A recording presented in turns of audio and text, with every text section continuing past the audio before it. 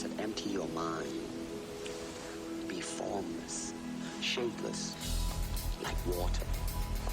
Now you put water into a cup, it becomes the cup. You put water into a bottle, it becomes the bottle. You put it in a teapot, it becomes the teapot. If you have trouble doing pull-ups, free pull-ups, then you can get a band like this one. This is just a flexible band. Power lifters use it sometimes. You can use it also to help you with your pull-ups. This is a 1-inch band. So a 1-inch band will get you through quite a few pull-ups depending on how strong you are, how conditioned your back is. You just put your foot through the bottom loop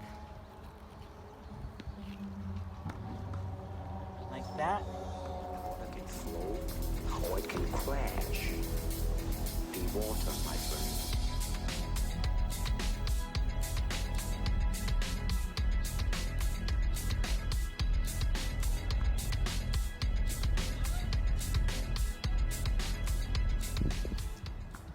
And there you have it with assisted pull-ups. Once you get better with these, then you can start doing them free, or you can try doing as many as you can free, and then as you start to get more wasted, then you can throw this in to assist you.